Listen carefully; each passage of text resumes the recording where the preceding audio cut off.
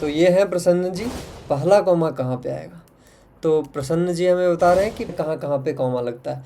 तो 1 2 3 4 5 इतना बड़ा हमें कोई मान लीजिए नंबर दे दिया, इससे हमें क्या पता चल गया कि नंबर ऑफ डिजिट कितने होंगे इसमें। इसका दूसरा तरीका ये है कि हम दोनों का यूनिट सेम कर दें। प्यारे दोस्तों नमस्कार। तो आज हम लोग करोड़ पे बात करेंगे। हम देखेंगे कि इसे लिखा कैसे जाता है, पढ़ा कैसे जाता है और फिर इसको बाकी नंबरों के साथ कंपेयर कैसे किया जाता है। तो ये सब काफ़ी लार्ज नंबर हैं। अगर हम केवल 0 0 भी लिखें तो पढ़ने में बहुत दिक्कतें हो जाती हैं। तो चलिए शुरू करते हैं हम पहले कि इसको इंडियन और इंटरनेशनल सिस्टम में कैसे कॉमा के साथ आसानी से हम फिर पढ़ सकते हैं। तो दो तरह के सिस्टम होते हैं, इंडियन और इंटरनेशनल। अब दोनों का काम सेम ही है कि जो बड़ा नंबर होता है उसको आसानी से हम पढ़ सकें। अब सोच रहे होंगे कि ज़रूरत क्या है इन दोनों की, तो पहले उसको हम समझते हैं। मान के चलिए कि आपके सामने कोई ऐसा इतना बड़ा नंबर लिख दिया और फिर आपसे पूछ रहा है कि इसको क्या बोलते हैं या फिर इसमें जीरो कितने हैं, जल्दी से काउंट करके बताओ। तो थोड़ा सा कन्फ्यूजिंग हो जाता है। क्यों? क्योंकि कई सारे 0 0 0 0 आ गए हैं, तो कहीं गलती से भी अगर 1 2 आगे पीछे हुआ तो आप समझ रहे हैं कितना बड़ा डिफरेंस हो जाएगा वो।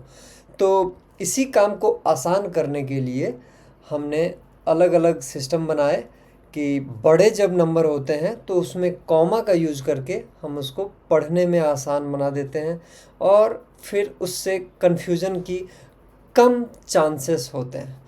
तो चलिए आइए, हमारे साथ हैं प्रसन्न जी। प्रसन्न जी हमें हेल्प करेंगे कौन से सिस्टम में कैसे और कहाँ पे कॉमा लगाया जाता है ये जानने में।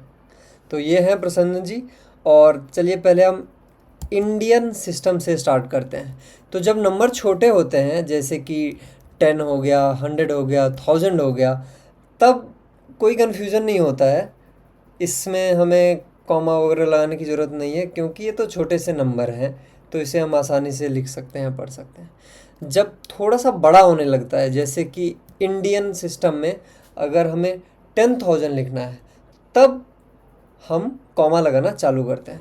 तो यहाँ पे देखते हैं कि कॉमा कहाँ पे आएगा, पहला कॉमा कहाँ पे आएगा।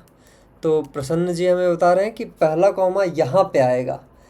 3 डिजिट के बाद पहला कॉमा हमें लगाना है। लेफ़्ट से नहीं, राइट से हमें 3 डिजिट पीछे जाना है और वहाँ पे पहला कॉमा लगेगा। और इसके बाद नहीं, बस हो गया इतना ही। तो 3 डिजिट के बाद एक कॉमा लगा दिए, तो ये हो गया हमारा इंडियन सिस्टम में 10,000। अब चलिए हम इसी को देखते हैं कि इंटरनेशनल सिस्टम में कितने और कहाँ पे कॉमा लगाए जाते हैं। तो हमने इंटरनेशनल सिस्टम कर लिया और फिर उसके बाद 10,000 लाए और देखते हैं कि इसमें कहाँ पे कॉमा लगता है। चलिए हम जीरोज़ भी शो कर देते हैं, उससे हमें आसानी होगी, बार बार काउंट नहीं करना पड़ेगा। तो अभी 4 जीरोज़ हैं टोटल। तो इंटरनेशनल सिस्टम में कहाँ पे आएगा कॉमा प्रसन्न जी? ये बता रहे हैं कि यहाँ पे भी वही आएगा, यानी कि इंडियन सिस्टम और इंटरनेशनल सिस्टम दोनों में सेम जगह पे कॉमा आता है।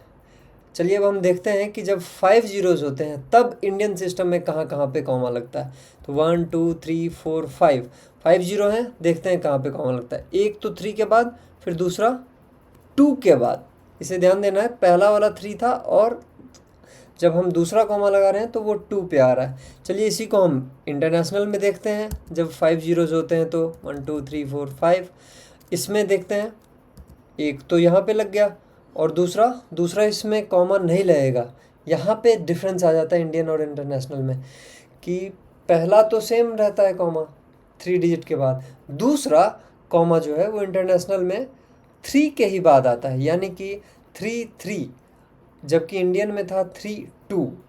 तो यहाँ पे डिफरेंस आ गया। चलिए हम और बड़े डिजिट पे देखते हैं, पहले इंडियन में। तो हमने ये इंडियन कर लिया और ये 1 2 3 4 5 और 6 जीरोज़ हमने कर लिए। अब इसमें देखते हैं कहाँ कहाँ पे कॉमा आएगा। एक तो 3, फिर दूसरा ये आ गया हमारा 2। तो ये कुछ ऐसा हो गया, ये हो गया हमारा 10 लाख, 1 10 100 1000 10,000 लाख 10 लाख। चलिए अब इसी को हम देखते हैं कि इंटरनेशनल में कितना होता है। 60। अब यहाँ पे आएगा एक कॉमा यहाँ पे और दूसरा यहाँ पे। तो यहाँ पे आप देख रहे हैं कि इंटरनेशनल में सिंपल है, 3 डिजिट के बाद हमें कॉमा लगाते जाना है। तो यही डिफरेंस है इंडियन और इंटरनेशनल में। इंडियन में हमें 3 के बाद 2 फिर 2 ऐसे सीक्वेंस में बढ़ना है, और इंटरनेशनल में हमें 3 के बाद हमें कॉमा लगाना है। तो चलिए अब हम एक साथ सारे नंबर को देख लेते हैं कि कैसे वो इंडियन सिस्टम में और अमेरिकन सिस्टम में लिखा जाता है। तो यहाँ पे 1000 से स्टार्ट होता है और ये जाता है 100 करोड़ तक, और अमेरिकन सिस्टम में ये 1000 से 1 बिलियन तक जाता है। कॉमा का सेम पैटर्न है, 3 के बाद यहाँ पे ये 3 है, फिर यहाँ पे एक ही डिजिट है 0 का, तो इसीलिए हम कोई कॉमा यहाँ पे नहीं लगाएं। यहाँ पे क्या हो रहा है, 3 के बाद 2 और डिजिट हमारे पास हैं, तो इसीलिए यहाँ पे 2 कॉमा लग गया। तो सेम पैटर्न है यहाँ पे भी, 3 2 2 3 2 2, ठीक है, और ये 3 2 2। इसको हम पढ़ते कैसे हैं, ये 1000 हो गया, ये 10,000, ये 1 लाख, ये 10 लाख, ये 1 करोड़, 10 करोड़, 1 अरब और 100 करोड़। यानी कि 100 करोड़ का एक स्पेशल नाम है, वो है 1 अरब। उसको हम 1 अरब भी बोल सकते हैं।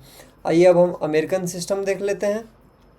इसमें है ये 1000 हो गया, 10,000, 100,000, ये हो गया 1 मिलियन। तो यहाँ से देखिए ये जो 50 है वहाँ से डिफरेंस आना चालू हो जाता है। इसको हम बोलते हैं इंडियन सिस्टम में 1 लाख, और यहाँ पे बोलते हैं हम 100,000। फिर उसके बाद हम इंडियन सिस्टम में बोलते हैं 10 लाख, यहाँ पे बोलते हैं उसे 1 मिलियन। और ये कॉमा का भी नोटेशन यहाँ से अलग होना चालू हो जाता है। यहाँ पे 3 के बाद कॉमा है, फिर उसके बाद 3 के बाद कॉमा है, और यहाँ पे 3 के बाद 2। तो ये डिफरेंस है, ये हो गया 1 मिलियन, 10 मिलियन, 100 मिलियन, और ये हो गया 1 बिलियन। तो ये कॉमन हमने नंबर्स देख लिए और इसके नाम देख लिए। अब आइए देखते हैं कि ये सिस्टम कहाँ कहाँ पे इस्तेमाल होता है। तो ये जो हमारा इंडियन सिस्टम है वो इंडिया के जो नेबरिंग कंट्रीज़ हैं उसमें भी इस्तेमाल होता है, जैसे कि भूटान हो गया, नेपाल, श्रीलंका, पाकिस्तान, बांग्लादेश, मालदीव्स, अफ़गानिस्तान और म्यांमार। और इसका जो ओरिजिन है वो काफ़ी इंटरेस्टिंग है। जो लाख का ओरिजिन है वो लक्ष्य से आया है, लक्ष्य से आया है, और जो करोड़ का ओरिजिन है वो कोटि से आया है। तो अभी भी कोटि का इस्तेमाल होता है, जैसे कोटि कोटि धन्यवाद, या फिर और भी कई तरह के फ्रेज हैं जिसमें हम कोटि का इस्तेमाल करते हैं। लेकिन अब उसको हम जब नंबर के फॉर्म में बोलते हैं तो करोड़ बोलते हैं। उसके बाद एक और चीज़ हम देख सकते हैं कि जीरो को ऑब्जर्व करें कि 1 करोड़ में कितने जीरो हैं, 1 अरब में कितने जीरो हैं। तो वो सिंपल है, यहाँ पे हम काउंट कर सकते हैं 1 करोड़ में कितने जीरो हैं, 3 2 5 2 7, और फिर ऐसे ही बाकी के भी नंबर्स में हम काउंट कर सकते हैं। इतना बड़ा हमें कोई मान लीजिए नंबर दे दिया और पूछता है कि इसको हम क्या बोलते हैं या इसको हम लिखेंगे कैसे वर्ड्स में, तो चलिए देखते हैं। तो सबसे पहले हम क्या करते हैं कि इसमें कॉमा लगाना चालू करते हैं। तो चलिए हम इंडियन नोटेशन में करते हैं पहले। तो क्या होगा, 3 के बाद हमें कॉमा लगाए, फिर उसके बाद 2 के बाद, फिर उसके बाद 2 के बाद, फिर आगे अब यहाँ पे कॉमा नहीं लगेगा। क्यों? क्योंकि 2 ही डिजिट बचे हैं। अब चलिए जब हमने कॉमा लगा लिया तो हम देखते हैं कि इसको पढ़ेंगे कैसे। तो इंडियन में क्या होगा, 1 10 100 1000 10,000 लाख 10 लाख, फिर उसके बाद होगा करोड़ 10 करोड़। कितना लंबा हो गया देखिए, ये 10 करोड़ 34,56,789। ये कौन सा नोटेशन है, इंडियन सिस्टम में हमने कॉमा को यहाँ पे लिखा है, और ये जो हमने लिखा है ये भी इंडियन सिस्टम है। अब चलिए इसी नंबर को हम देखते हैं कि इंटरनेशनल सिस्टम में कैसे लिखा जाता है। तो ये हो गया 1 2 3 4 5 6 7 8 9। तो इंटरनेशनल में क्या होता है, 3 के बाद एक कॉमा लगाया, दोबारा फिर 3 के बाद एक कॉमा लगाएंगे, और फिर यहाँ पे तो 3 डिजिट के बाद कोई एक्स्ट्रा है नहीं, तो इसीलिए बस हो गया। अब चलिए अब इसको हम देखते हैं पढ़ेंगे कैसे। तो ये क्या हो गया, 123,456,789। तो चलिए इसको हम लिख लेते हैं।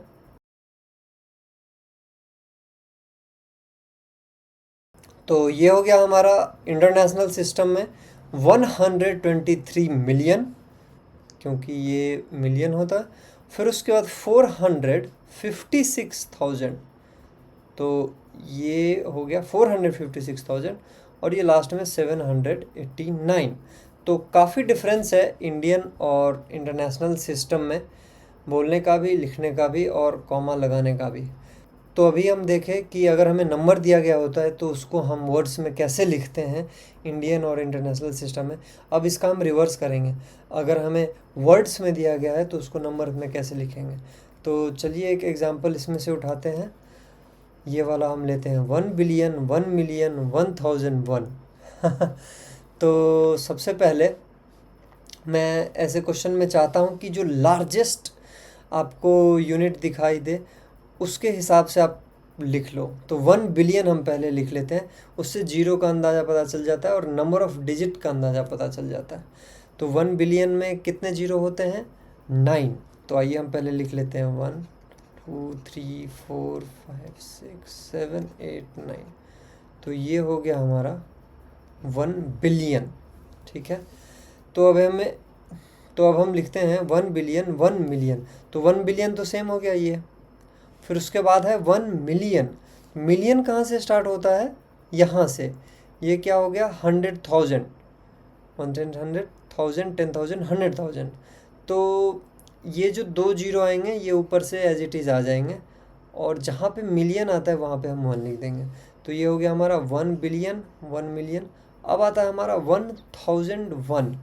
फिर देखिए यहाँ पे ये जो 2 डिजिट दिख रहा है हमें 00, ये क्या होता है 10,000 और ये 100,000। तो यहाँ पे कुछ वैसा नहीं है, तो इसलिए हम इसको 00 लिख देंगे। फिर क्या आया 1000, तो ये 1000 कहाँ पे आता है, यहाँ पे। फिर उसके बाद है आखिरी में 1, तो ये दोनों जीरो भी हम एज इट इज़ लिख देंगे, और ये आ गया 1। तो ये आपने देखा कि सबसे पहले हमने क्या किया, 1 बिलियन केवल लिख लिया, ये 1 बिलियन लिख लिया। इससे हमें क्या पता चल गया कि नंबर ऑफ़ डिजिट कितने होंगे इसमें। जब हमें वो पता चल गया तो उसके हेल्प से हम बाकी के सारे डिजिट भी इसमें एज इट इज़ लिख दिए। अब इससे ये होता है कि कभी भी आप गलत नंबर नहीं लिख दोगे, जो कि काफ़ी डिफरेंट हो सकता है अगर आप एक जीरो भी इसमें से मिस कर दिए या एक्स्ट्रा ऐड कर दिए। तो ऐसे ही आप बाकी के भी क्वेश्चन सॉल्व कर सकते हैं। तो चलिए अब कुछ कंपैरिजन के क्वेश्चंस देख लेते हैं। अब इसमें क्या होता है कि हमें 2 लार्ज नंबर दे दिए गए होते हैं और बताना होता है कि ये छोटा है इससे या इसके बराबर है। तो इसका जो लंबा सा तरीका है वो ये है कि पहले आप उस नंबर को लिखें, ठीक है, जितना भी बड़ा हो, और फिर उसके बाद दोनों नंबर को आप कंपेयर करें। तो अब जैसे ये वाला एग्जांपल हम लेते हैं 640 करोड़ और ये हो गया 60 बिलियन। तो इसको हमने यहाँ पे लिख दिया, ये हो गया 60 बिलियन और ये हो गया 640 करोड़। अब आप यहाँ पे देखें तो ये काफ़ी लंबा हो गया, इसको लिखने में ही आपको काफ़ी टाइम लग जाएगा और फिर वेरीफाई करना पड़ेगा कि हमने सही लिखा है कि नहीं लिखा। तो इसका दूसरा तरीका क्या है, इसका दूसरा तरीका ये है कि हम दोनों का यूनिट सेम कर दें। यानी कि अगर हमें लेफ्ट हैंड साइड में मान के चलिए करोड़ है और राइट हैंड साइड में भी मान लीजिए करोड़ दिया गया होता, तो फिर सिंपल हो जाता कंपैरिजन। कैसे, अब कोई बोलता है कि 2 करोड़ और यहाँ पे मान के चलिए 340 करोड़, तो इसमें हम आसानी से बता सकते हैं करोड़ करोड़ तो सेम है दोनों में, तो ये 340 बड़ा है, यानी कि इसीलिए ये बड़ा होगा। कितना इजी है, भले ही नंबर काफ़ी लार्ज है लेकिन यूनिट अगर सेम है तो हम आसानी से बता सकते। तो इसीलिए अगर इसमें भी हम यूनिट दोनों का बराबर कर देते हैं तो कंपेयर करना फिर बहुत आसान हो जाएगा, हमें उतना बड़ा नंबर लिखने की ज़रूरत नहीं होगी। तो यूनिट सेम कैसे करें, तो अभी आपने देखा पिछले पेज पे ये लिखा हुआ है कि 1 बिलियन और ये इधर 100 करोड़ दोनों सेम होते हैं। 1 बिलियन इक्वल टू कितना हो जाता है 100 करोड़। तो यही चीज़ हम यहाँ पे इस्तेमाल करते हैं। ये 1 बिलियन कितना हो गया, 100 करोड़। तो 60 को जब हम 100 से मल्टीप्लाई कर देंगे, 60 को जब हम 100 से मल्टीप्लाई कर देंगे तो कितना हो जाएगा, 6000। तो इसका मतलब अब दो नंबर हो गया हमारे पास, एक 6000 करोड़ और फिर उसके बाद दूसरा हो गया हमारा 640 करोड़। अब 6000 और 640 में कौन बड़ा है, साफ साफ हमें दिख रहा है कि 6000 बड़ा है, तो इसका मतलब ये बड़ा है। यहाँ पे हम ये वाली सिंबल लगा सकते हैं। वैसे ही बाकी के भी क्वेश्चन सॉल्व किए जा सकते हैं, जैसे कि इस यहाँ पे लाख है तो इसको हम 1000 में कन्वर्ट कर सकते हैं, यहाँ पे मिलियन है तो इसको हम लाख में कन्वर्ट कर सकते हैं। कैसे, 1 मिलियन इक्वल टू 10 लाख होता है। ऐसे ही बाकी के क्वेश्चन आसानी से सॉल्व किए जा सकते हैं। तो आपको बस ये ध्यान में रखना है, कभी भी अगर बड़ा नंबर आता है तो यूनिट आप दोनों में से कोई एक का ले लें और फिर दोनों को बराबर यूनिट में कर लें और फिर उसके बाद आसानी से कंपेयर कर सकते हैं। इसमें एग्जैक्ट नंबर लिखने की ज़रूरत नहीं है। तो ये आज आपने देखा कि करोड़ लिखते कैसे हैं, फिर उसके बाद उसमें कॉमा नोटेशन कैसे लगाया जाता है और फिर उसके बाद उसमें कंपैरिजन वगैरह। तो अगले वीडियो में हम देखेंगे एग्जैक्ट एंड अप्रॉक्सीमेट वैल्यूज़। तो मिलते हैं अगले वीडियो में, धन्यवाद।